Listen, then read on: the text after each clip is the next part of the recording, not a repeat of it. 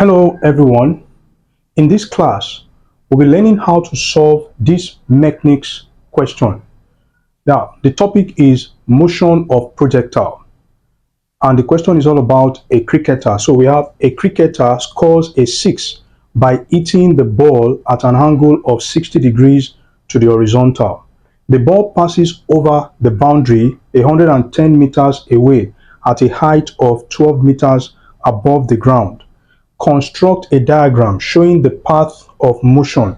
That is a trajectory of motion, which is a path traced by an object, okay, that is launched or projected into the air, okay, which moves under the action of gravity. So the path described by an object when it is launched into the air is what we call trajectory, and that's the path of motion. So here we want to find the speed with which the ball was hit. Now neglect air resistance and suppose that the ball was hit at the ground level. Okay, so the first thing is for us to draw a diagram showing the path of motion. Okay, when we say projectile means projectile is defined as the motion of an object that is launched or thrown or projected into the air and moves under the influence of gravity by following a curved trajectory. Just like when a ball is kicked, a kicked football, okay, or a thrown pass, okay, we move under the action of gravity, and that is in the case of what? Projectile. Or a cannonball fired from a cannon, okay, is a typical example of what? Of projectile. Yeah, and many other examples. So, but what the first thing is for us to draw a diagram showing the path of motion. Okay, now let's analyze the problem. So we have a cricketer scores a 6 by hitting the ball at an angle of 60 degrees to the horizontal. So which means the ball, okay, moves at an angle of 60 degrees with the horizontal. So in that case, we'll have our x and y axis. This is the x axis, this is the y axis. Okay, the ball, okay, when the cricketer hits the ball, it will be given somewhat velocity. That is, it will move at a speed of u meters per second and then makes angle what? 60 degrees with the horizontal. So the angle which the ball makes with the horizontal is 60 degrees. Okay, the ball passes over the boundary, okay, it passes over the boundary 110 meters away. So that means the distance transverse by the ball from the point of projection to the point where it hits the ground is 110 meters. So we have 110 meters. So that's the distance travel, which is also known as the range. Now the height above the ground is 12 meters. So the height of the ball above the ground is 12 meters. So which means, remember, because projectile, okay, is a motion of a particle or an object moving under the action of both horizontal and vertical component of velocity. Of course, it will move under the action of gravity, okay, under the influence of gravity, okay, or under the action of its own weight. But another thing is that it's a motion that combine both horizontal component of velocity and vertical component of velocity. So in this case, we're going to have we have the vertical component of velocity, and then we also have the horizontal component of velocity. So now, first we know that u is not given, and we are given the angle of projection, which is the angle which the ball makes with the horizontal. Then also we are given the horizontal distance, because the ball passes over the boundary 110 meters away. So that means the ball, the distance traveled from the point of projection, the point where the cricketer hits the ball, okay, to the point where the ball hits the ground or lands on the ground is 100 meters at a height of 12 meters above the ground, which is the vertical distance. So the first thing for us to do in this case, because we are given in the question that the ball passes over the boundary, so there will be two equations. One will be for the horizontal distance, and the other will be for the what? Vertical distance. Now, we know that distance or range can also be measured in terms, that can also be measured as the ratio of, as a product of velocity, okay, horizontal component of velocity and time, that's range. So which means the range is the same as the horizontal distance in this case. So we have x equals to horizontal component of velocity, okay, multiplied by what? Time t. You know, to calculate horizontal component of velocity, or to measure horizontal component of velocity. Now we have the velocity of projection, which is the velocity for which the projectile particle has been what? Projected. Now the velocity, okay, the horizontal component of velocity is what? Ux, which is the velocity with which the body, you know, moves horizontally, and that's when it is moving vertically will be what? Uy. So the angle of inclination is theta.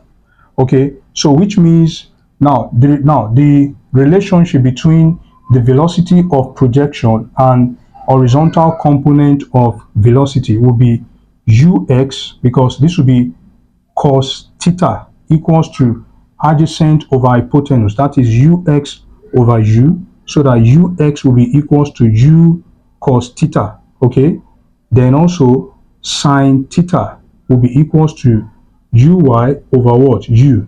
Then the vertical component of velocity will be what?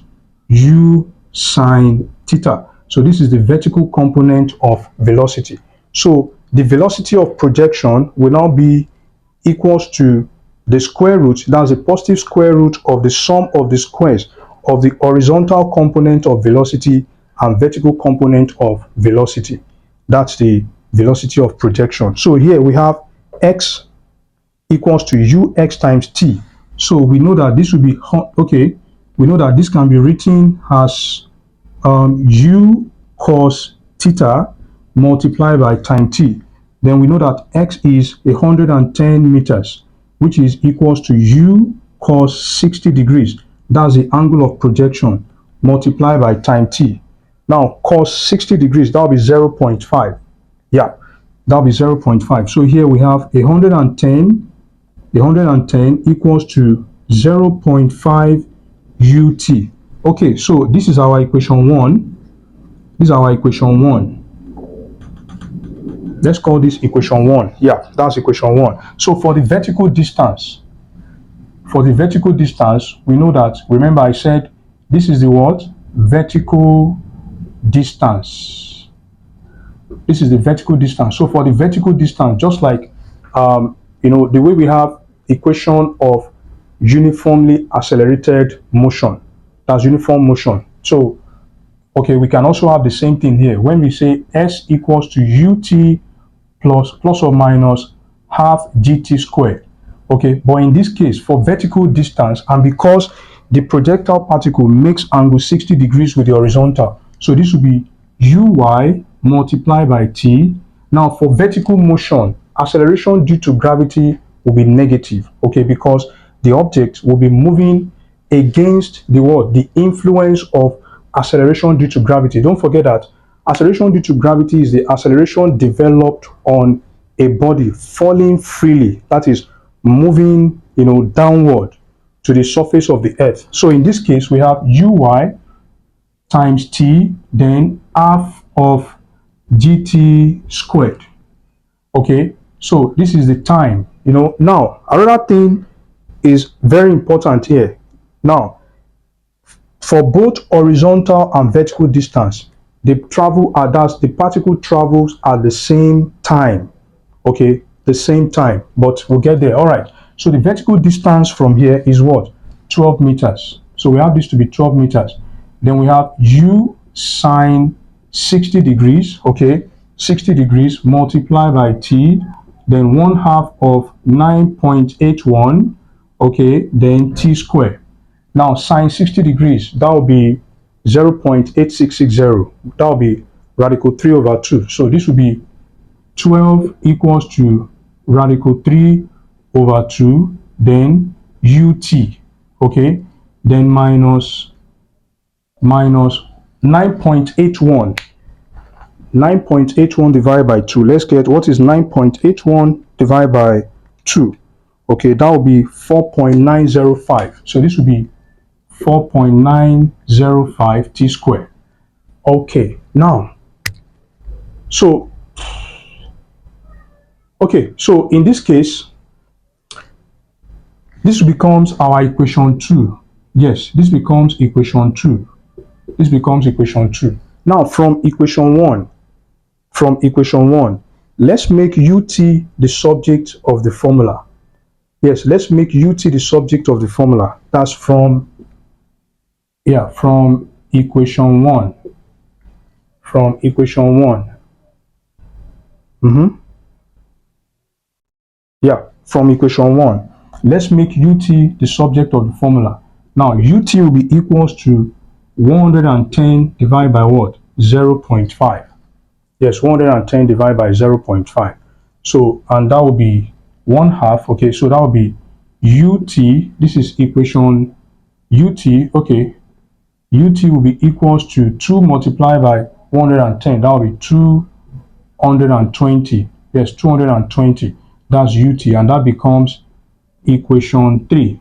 So we are going to put that into equation 2. Okay, substitute 220 for ut in equation 2. We know that equation 2, we have 12 equals to radical 3 over 2, okay, multiplied by 220, then minus 4.905, then t squared. Okay, so from here we can get the value of t. Okay, yes, we can get the value of t. That's why I said they travel at the same time. Yes. All right, so in this case, this will be 110. So we have 12 equals to 110 radical 3 minus 4.905 t squared. So let's switch them over. So this is going to come here, and this is going to come to the left hand side. So we have 4.905 t squared equals to 110 root 3 minus 12. Okay, so now we can also divide. Let's divide both sides. Divide both sides, okay, by 4.905. So 4.905 t squared over 4.905, okay, t squared equals to, so we have 110 radical 3 minus 12 over what? 4.905. So we have t squared. Okay, we're going to have t squared. Okay, let's get the value for what is 110 multiplied by radical 3, which is that's 1.732. Yes, square root of 3 is 1.732. While the square root of 2 is 1.414. Yeah, so this will be 109. So we have 190.52 minus 12 over 4.905. So let's subtract 12 from 109.52. That will be 178. So we have t squared. This will be t squared equals to we have 178.52. Okay, divide by 4.905. So we can take the square roots of both sides. Okay, so what is 178.52? Okay, 178.52. Okay, divide by 4.905. Divide by 4.905. 4.905. That will be 36.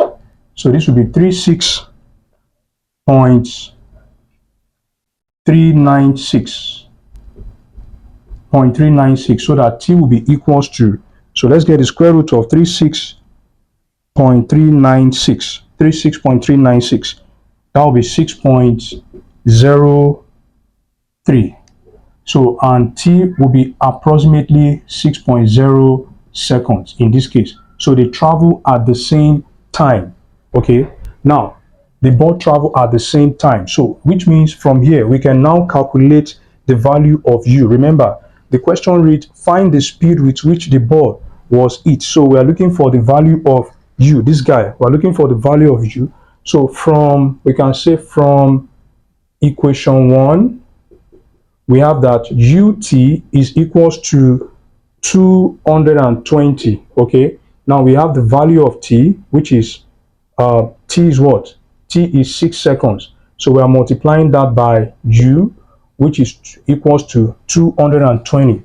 Okay, so 6 times u equals to 220. So this will be 6u equals to 220. So we can now divide both sides by 6. So 220 divided by 6, okay, that will be 36.7, approximately 36.7 meters per second. So this is the speed with which the ball was hit by the what? By the cricketer. The noblest pleasure is the joy of understanding. Bye-bye.